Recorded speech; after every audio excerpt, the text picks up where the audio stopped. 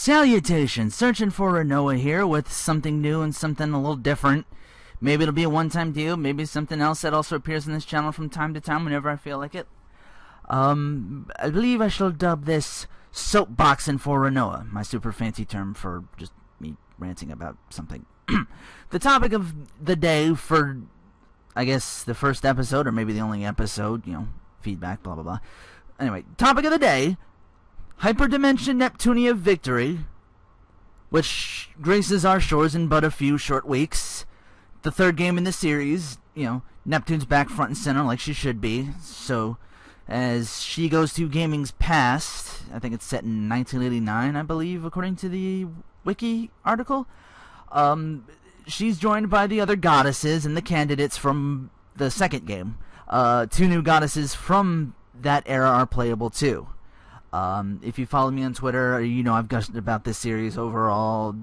It's got a manga. I've heard from Kotaku that the creator wants to make a fighting game, which would be awesome too.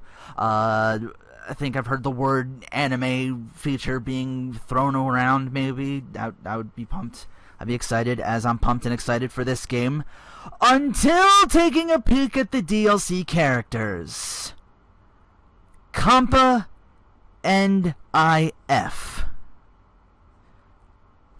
which, if you know the characters, this is the equivalent of making Street Fighter V and then charging DLC for Ken Masters and Chun-Li. Don't get any fucking ideas, Capcom. You just get to work on making more than compilations like Darkstalkers Resurrection.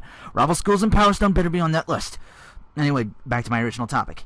For those of you not aware of the series, a brief history. You know, in the first game, if you didn't buy DLC for the other 2 or 3 characters, I think, in that game. Yeah, it was 3. The main party for about 3/4 of that game consisted entirely of Neptune, the main character, Compa, and IF. Or Iffy, as Vert calls her, and I'll refer to her as Iffy from here on out through this rant. The second game, Mark II, Neptune was indisposed for a while, so you went around with her sister Nepgear, with Comp and Iffy already in the party. Boom, they're back. Why? Who cares? Hey, ladies, how you been? Now, what I personally loved about MK2, not the candidates themselves, they were, in my opinion, kind of meh, but what I liked, the DLC characters from the first game, you know, Nisa, Gust, and 5PB, they were actually in the story for the second game, and which means they were free to roam around with. You could party with them, and sometimes the other candidates shows up from time to time, you know, whatever. They will only get fully recruited in, again, the latter portion of the game.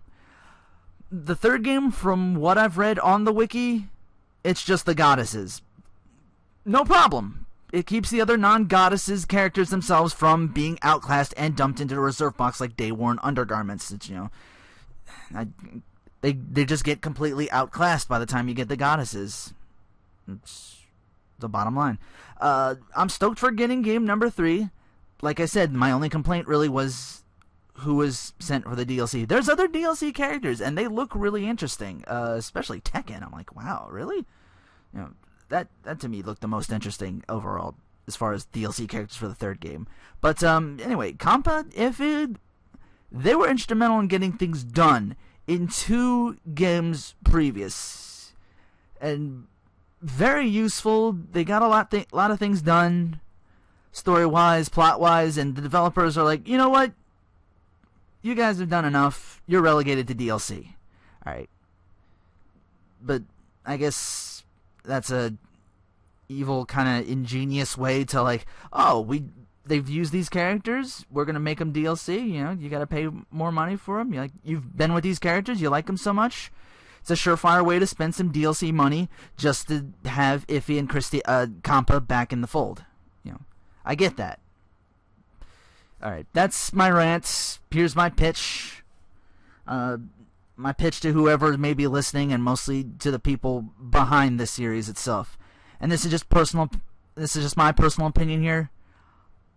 If I was making the next game, I would forget all about the goddesses. I wouldn't even make them playable. I would make it just about the non-goddesses. Hell, you could Sailor Sentai it up with Nisa as the main character and just recruit like a team of the others, Kampa, Iffy, Gust, and 5BB. Boom, 5-person party. Let's, she's the one named Sailor Nisa. Let's get shit done. Let's make it happen. Justice! Have fun with that. Make it a side story. It's non-canon if you want. Hell, I'd make that game rated M for moe as fuck.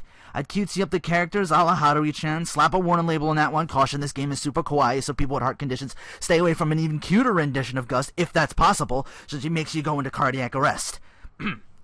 Alright, I've ranted enough on this. This was Soapboxing with Rinoa. Feedback would be appreciated. Let me know if something like this should continue or not. You want to see more of this on the channel, let me know in the comments. And yeah, keep on gaming.